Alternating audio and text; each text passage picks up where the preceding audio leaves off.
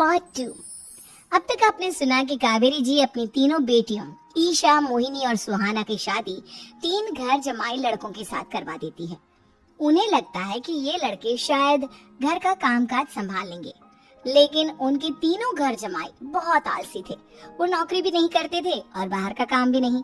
कावेरी जी ने अपनी बेटियों से कहा कि वो प्रेगनेंसी का बहाना बनाकर अपने पतियों को सबक सिखाए।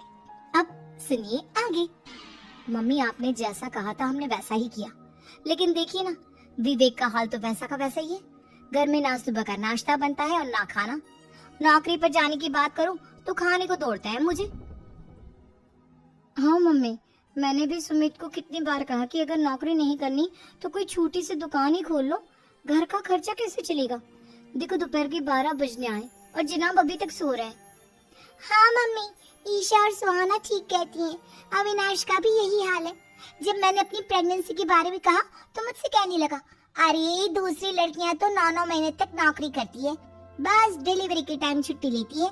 मोहिनी, तुम भी नौकरी करो। अब मुझे कहाँ नौकरी मिलेगी। मम्मी बताओ अब मैं क्या करूँ। हे भगवान, क्या सोचकर घर जमाई दामाद लाई थी मैं कि मेरी बेटियां मेरे पास रहेंगी और खुश रहेंगी, लेकिन इन आलसी दामादों ने तो हमारी जिंदगी को भी प्रॉब्लम में डाल दिया है। मैं तो कहती हूँ मम्मी, हम लोग वापस अपनी जॉब पर जाना शुरू कर देते हैं। बता देते हैं इन लोगों को कि हमने प्रेगनेंसी का बहाना किया है। नहीं नहीं बेटा, ऐसी गलती भी मत करना। अगर तुमने ऐसा किया तो इन तीनों की आदत और खराब हो जाएगी। अरे आज नहीं तो कल कभी तो तुम प्रेग्नेंट होगी, तब वापस यही प्रॉब्लम आएगी, तब क्या करोगी तुम तीनों। हाँ मम्मी, आपकी बात तो बिल्कुल सही है। इन लोगों को तो सुधारना ही पड़ेगा। लेकिन कैसे? अपने बच्चों के आने की खबर सुनकर भी इन लोगों पर कोई असर नहीं हो रहा। पैसे कमाने के लिए घर से बाहर निकलना ही नहीं चाहते ये तीनों।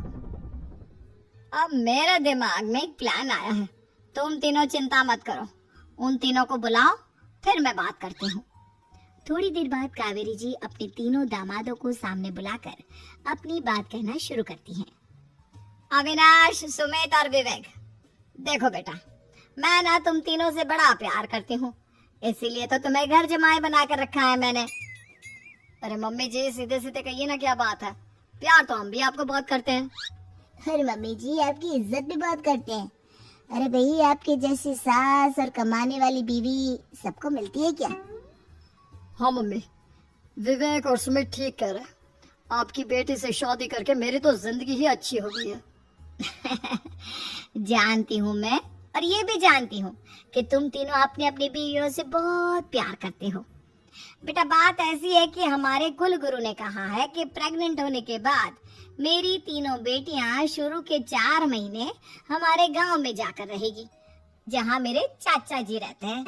अरे लेकिन क्यों मम्मी, गांव में जाकर रहने की क्या जरूरत है इन तीनों को। वो क्या है ना बेटा, हमारे परिवार को एक श्राप है। अगर मेरी बेटियों ने यहाँ पर बच्चा पैदा करने की कोशिश की तो उनके बच्चों को कुछ भी हो सकता है। इसलिए अब से लेकर 4 महीने पूरे होने तक इन्हें गांव वाले घर में रहना पड़ेगा। हाँ तो इसमें प्रॉब्लम क्या है मम्मी जी, हम भी वहाँ जाकर रहेंगे, पिकनिक बनाएंगे। अरे भाई, बीवी जहाँ हम भी वहाँ। हाँ यार, आइडिया तो बहुत अच्छा है। शहर की जिंदगी में रह रहकर परेशान हो चुके हैं, अब कुछ दिन गांव में बिताएंगे। तुम लोग समझने की कोशिश क्यों नहीं करते? तुम में से कोई भी वहां नहीं जा सकता, और मैं यहाँ रहूंगी ना तुम तीनों के साथ। 4 महीने की तो बात है, उसके बाद ये तीनों ही लौट कर आ जाएंगी। ठीक है मम्मी जी, अब हमारे बच्चों का सवाल है तो ये तो करना ही पड़ेगा। कावेरी अपनी तीनों बेटियों को कुछ दिन के लिए घर से बाहर कहीं दूसरे शहर में रहने के लिए भेज देती है। कुछ दिनों के बाद, अरे मम्मी जी, बहुत दिन से पिज्जा नहीं खाए, मंगवाइए ना। क्या बताऊं बेटा, पहले तो बेटियां खर्चा दे देती थी क्योंकि उनकी नौकरी थी, लेकिन अब तो मेरे पास पैसे ही नहीं बचे। थोड़े बहुत पैसे हैं जो बच्चों की डिलीवरी में काम आएंगे। लेकिन मम्मी जी, आपकी बेटियों को वापस आने में तो अभी बहुत वक्त बाकी है। वही सोच सोच कर परेशान हो रही हूँ। सोच रही हूँ कल से दूध भी बंद करवा देती हूँ। अब दूध वाले को देने के लिए पैसे भी तो नहीं है ना।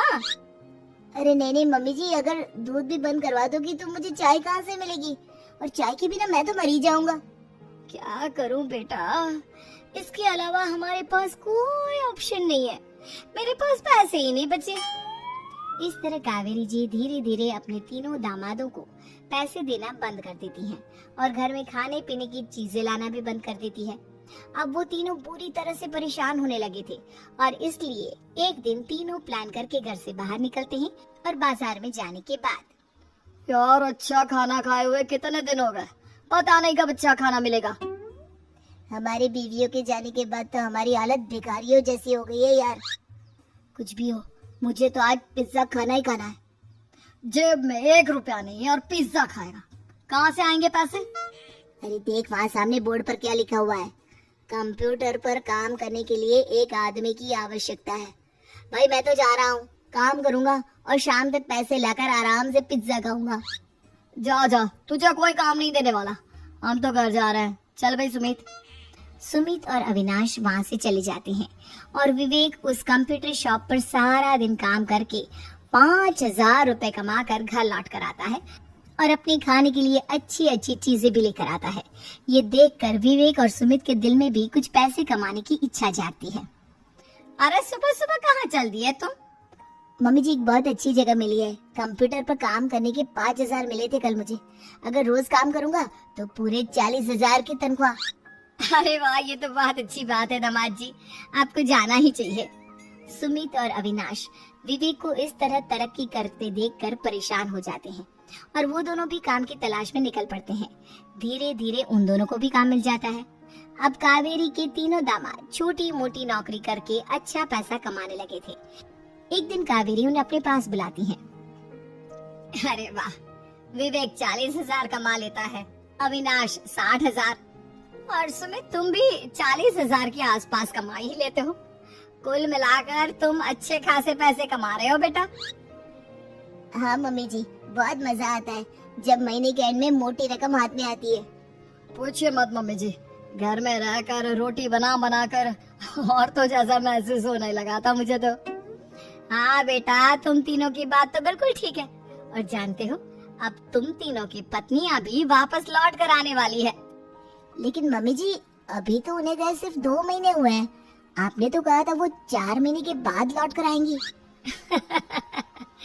ऐसा कुछ नहीं है बेटा, मैं सिर्फ तुम तीनों को सबक सिखाना चाहती थी कि आदमी घर में बैठकर बीवी की कमाई खाता हुआ अच्छा नहीं लगता।